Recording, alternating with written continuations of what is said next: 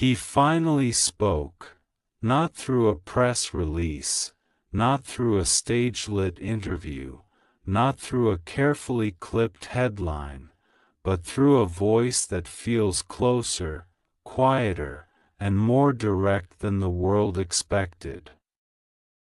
Not a performance. Not a promise designed to impress. Just a message shaped by pressure, time, and an unrelenting refusal to stand still. This is not about fame. It never was. Fame is noise, and noise fades. This is about motion. About momentum. About the moment when thinking turns into doing, and doing turns into something that changes the trajectory of what comes next. He says, get ready, not because something flashy is coming, but because preparation determines whether opportunity feels like a gift or a burden. Most people wait for clarity before they act. He learned long ago that clarity often arrives after movement begins. You don't wait until the path is visible. You step forward, and the path reveals itself because you dared to move. He speaks about urgency, but not panic. There is a difference. Panic scatters energy. Urgency focuses it. The world is changing whether you participate or not.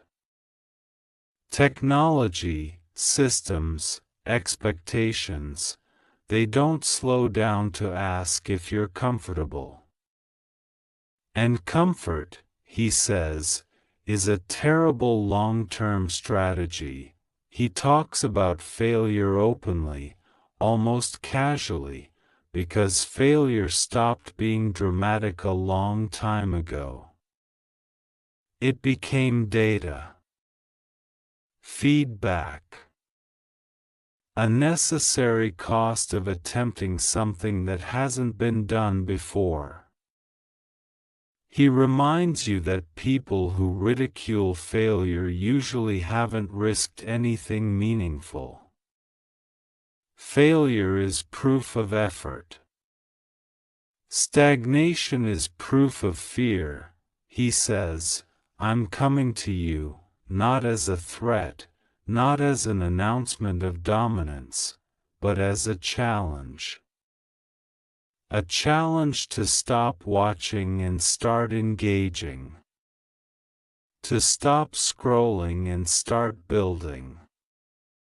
To stop waiting for permission that will never come. The future is not created by consensus. It's created by those willing to act before everyone agrees. He speaks about vision, not as a buzzword, but as responsibility. Vision is seeing consequences before they arrive. It's understanding that what you build today shapes how people live tomorrow. That power without foresight is dangerous, but foresight without action is useless. He admits there were moments he doubted everything. Moments when the math didn't work. When the timelines collapsed. When the criticism felt louder than the mission. But he learned something essential in those moments. Doubt doesn't disappear when you succeed. You succeed by learning how to operate while doubt is present. He talks about pressure, because pressure reveals priorities. When everything is easy, values are theoretical. When everything is hard, values become visible. Under pressure, excuses evaporate. So does pretense. What remains is what you truly care about. He addresses the ones who feel late, behind, outpaced by others' highlight reels. He says timelines are mostly illusions designed to sell comparison. Progress is not linear. Some breakthroughs happen early. Some happen after years of invisible work. The only real failure is quitting because your journey doesn't resemble someone else's. He says intelligence is not enough. Talent is not enough. Even hard work is not enough by itself. What matters is persistence with direction. You can work endlessly in the wrong direction and call it discipline. Real discipline includes the humility to adjust when reality disagrees with your assumptions. He speaks about criticism again, but this time with precision. Criticism from those building alongside you is valuable. Criticism from those doing nothing is background noise. Learning to tell the difference is a survival skill. He reminds you that innovation always looks irresponsible before it looks inevitable. Every major leap forward was once labeled unrealistic. The world benefits from bold thinkers, but it rarely encourages them while they're thinking. He says, "I'm coming to you, because the future doesn't belong to spectators. It belongs to participants. To those willing to learn faster than the world changes. To those willing to be wrong publicly, repeatedly, until they're right." He talks about responsibility, not as a burden, but as meaning. Responsibility gives effort direction. Without it, ambition turns hollow. With it, even exhaustion feels purposeful. He speaks to builders, engineers, creators, dreamers, and even skeptics. Especially skeptics. He says skepticism is useful when it sharpens thinking, but destructive when it replaces action. The world doesn't need fewer questions. It needs more attempts. He addresses fear honestly. Fear is information, not instruction. It tells you where growth might be required. It does not get to make decisions for you. He says resilience is not toughness. It's adaptability. The ability to absorb shock, learn quickly, and continue forward without clinging to outdated versions of yourself. Reinvention is not betrayal. It's evolution. He speaks about legacy briefly, almost reluctantly. Legacy is a side effect, not a goal. If you chase legacy, you'll optimize for image. If you chase impact, legacy takes care of itself. He talks about time, the one resource no amount of money can replenish. He says procrastination is often disguised as preparation. Preparation matters, but eventually preparation must turn into action, or it becomes fear wearing a mask. he says the future is closer than people think, but only for those paying attention. The gap between imagination and reality is shrinking. What matters now is who's willing to close it with effort. He doesn't promise success. He doesn't guarantee outcomes. He offers something harder and more honest, an invitation to participate in shaping what comes next. Get ready, he says, not for him, but for yourself. For the moment when you realize waiting has cost more than trying ever could, he is coming, not to rescue, not to entertain, but to disrupt complacency. To challenge inertia. To remind you that the future is not something you inherit. It's something you build, decision by decision, risk by risk, step by step, and when the message ends, it doesn't feel finished. It feels activated. Like something has been set in motion, because the real question was never whether he would come. He continues the message a week later, not because the urgency faded, but because some truths need time to settle before the next layer can be heard. This time, his words feel heavier, not louder, but more deliberate.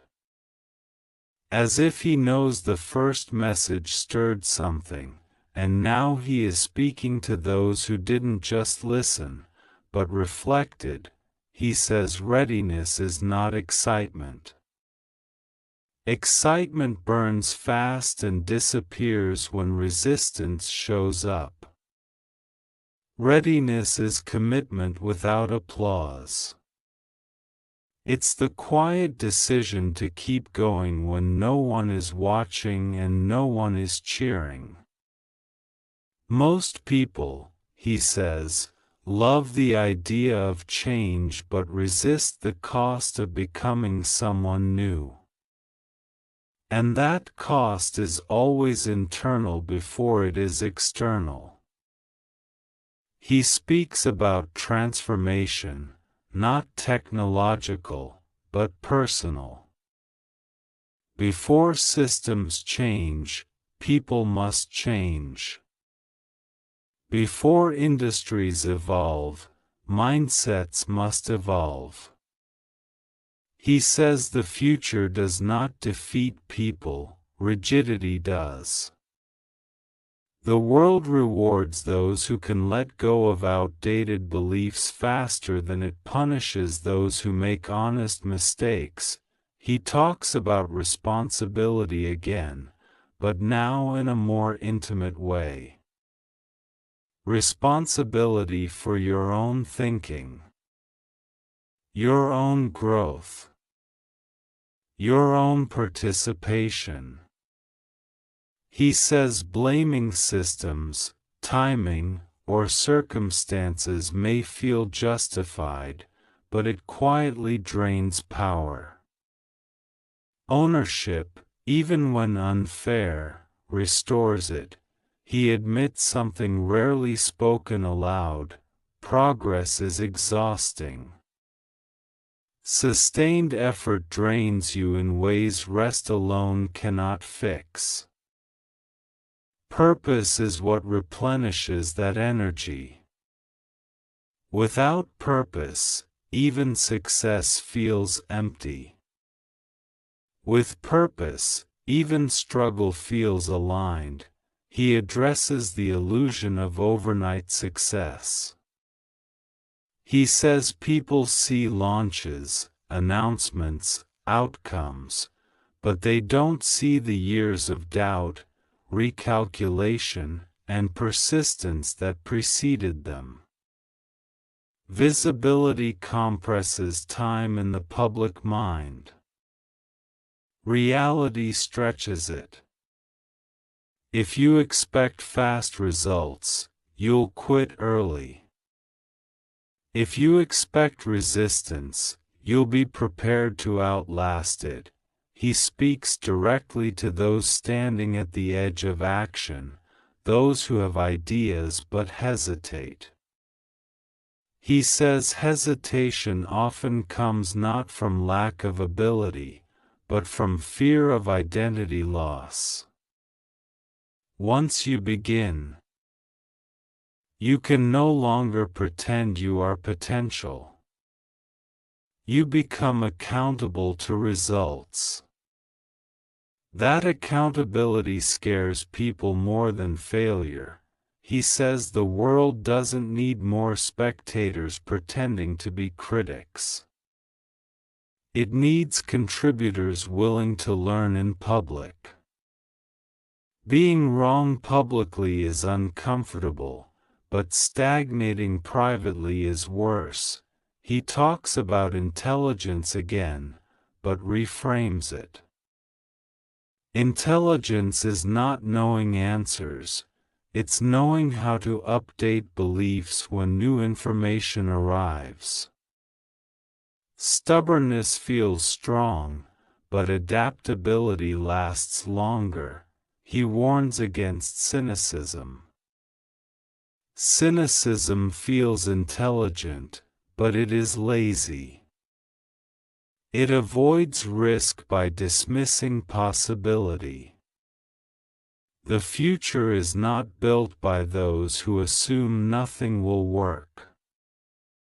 It's built by those willing to test what might. He says momentum is fragile at first. Early effort feels inefficient. Results lag behind work. This gap is where most people quit. Those who understand this gap, who expect it, gain an unfair advantage simply by staying. He speaks about alignment. When what you do matches what you believe, energy multiplies. When they conflict, burnout follows. He urges listeners to examine not just their goals, but their reasons. He says, "I'm still coming, but now it sounds different." Less like an announcement. More like a reminder. A reminder that the future is approaching regardless of readiness. The question is no longer whether change will arrive, but whether you will meet it prepared or reactive. He ends this continuation quietly, almost personally. He says the next era will reward those who build skills, not personas. Those who solve problems, not chase attention. Those who act with long-term thinking in a short-term world. And once again, the message doesn't close a chapter, it opens a responsibility, because now, you've heard it twice, and after that, not acting becomes a choice of its own. Another week passes, and when he speaks again, the tone has changed. Not because the message is weaker, but because it is sharper. More distilled. Less about motivation, more about truth. This time, he isn't trying to wake anyone up. He's talking to those who stayed awake. He says that after the initial spark fades, reality arrives. Reality is quieter, harder, less inspiring. And that's where real separation happens. Not between the talented and untalented, but between those who can tolerate the slow grind and those who need constant validation to continue. He says the future is built during this phase, the unglamorous middle where effort continues without reassurance. He talks about focus. How distraction is no longer accidental, it's engineered. How attention has become the most contested resource on the planet. He says if you can't control your attention, you won't control your output, your growth, or your direction. Discipline, he explains, is not restriction. It's freedom from being pulled apart by everything that doesn't matter. He speaks about learning speed. Not intelligence, not credentials, learning speed. The ability to absorb feedback, update strategy, and move again without ego getting in the way. He says the people who win in fast-changing environments are not the smartest in the room, but the fastest to adapt without losing their core principles. He acknowledges burnout, not as weakness, but as a signal. A signal that something is misaligned. Either the work lacks meaning, or the load lacks boundaries. He says ambition without structure destroys people. Structure without ambition stagnates them. Mastery is balancing both. He addresses the idea of being ready. He says no one ever feels fully ready. Readiness is a myth people use to delay responsibility. You become ready by starting before confidence arrives, by learning under pressure, by adjusting in motion. Waiting to feel ready is how momentum dies quietly. He speaks about comparison again, but this time more firmly. He says comparison is the fastest way to abandon your own path. You cannot see someone else's full cost, only their visible outcomes. Building while comparing is like driving while staring sideways. You'll crash eventually. He talks about integrity. About doing the hard thing even when shortcuts are available.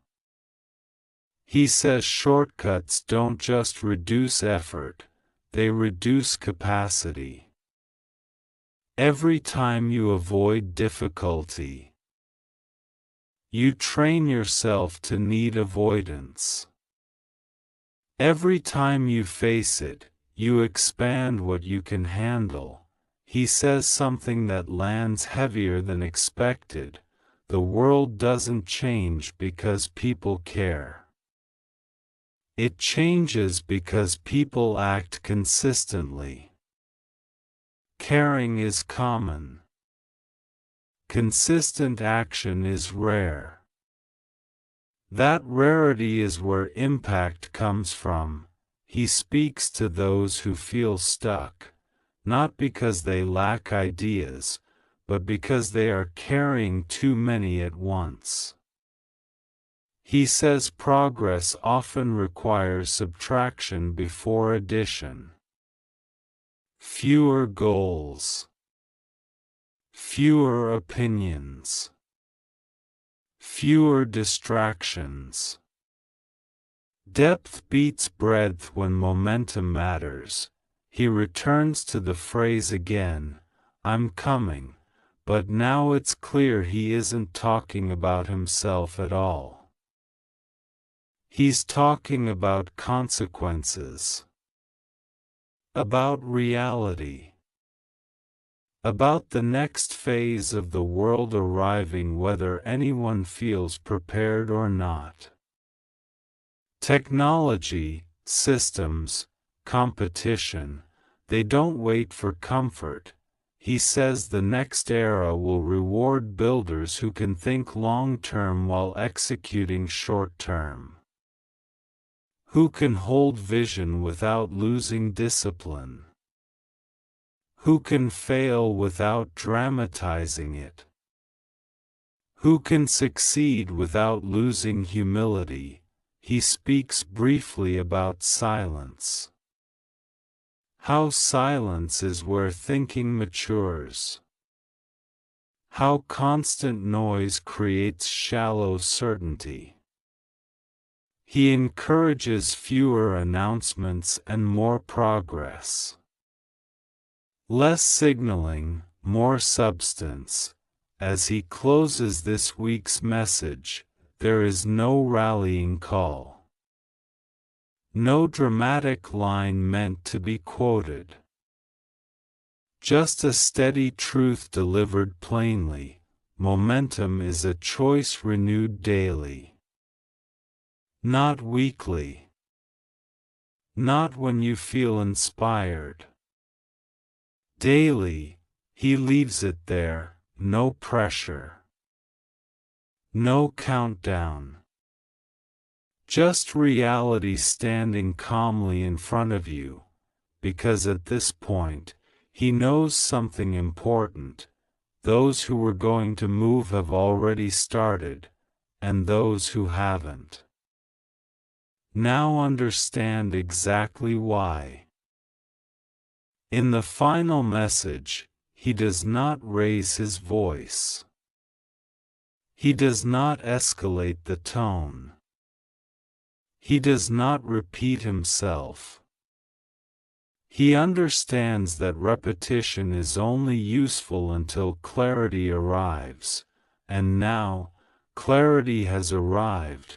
He speaks slowly, as if choosing each word with intention, knowing this is not about persuasion anymore. This is about alignment.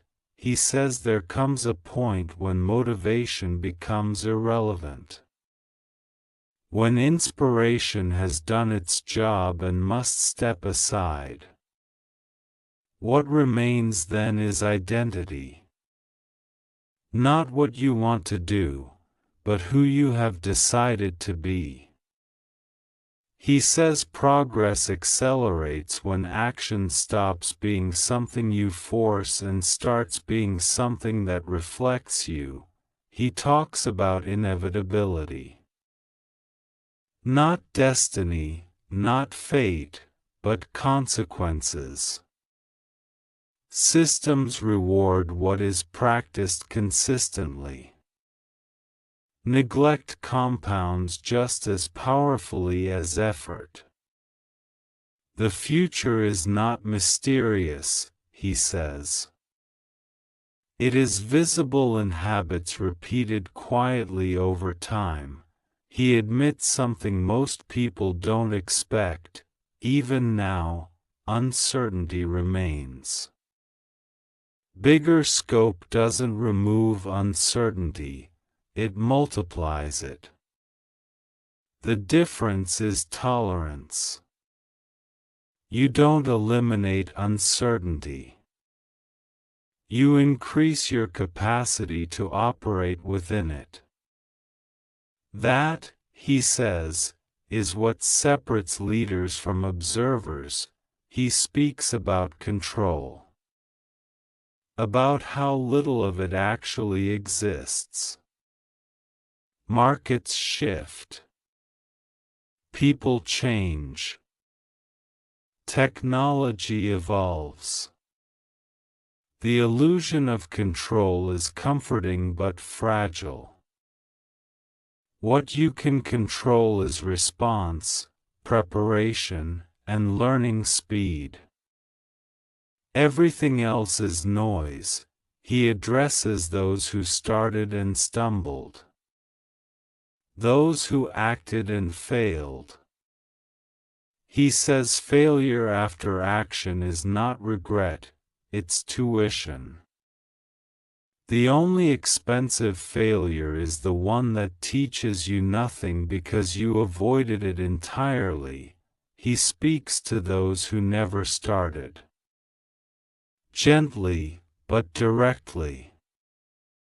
He says waiting for the right time is often a way to protect self-image. Because if you never try, you never have to confront limits. But limits are not enemies. They are coordinates. They show you where growth is required. He talks about pressure again, but this time as privilege. Pressure means something matters. Pressure means responsibility has arrived. Avoiding pressure is avoiding relevance. The question is not how to escape pressure, but how to carry it without breaking. He speaks about simplicity. About how the most effective systems are not complex, just precise. About how clarity is created by deciding what not to do. He says progress accelerates when you stop negotiating with distractions. He returns one last time to the phrase that started it all, not dramatically, not as a declaration, but as an understanding. I'm coming was never about arrival, it was about convergence, the moment when preparation meets reality. The moment when excuses expire. The moment when the future stops being theoretical and becomes personal. He says that moment arrives differently for everyone, but it always arrives, and when it does, no speech will help, no quote will save you, only what you've built will speak.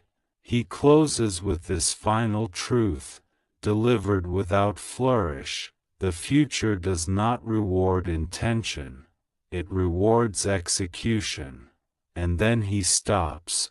No follow-up, no teaser, no next week.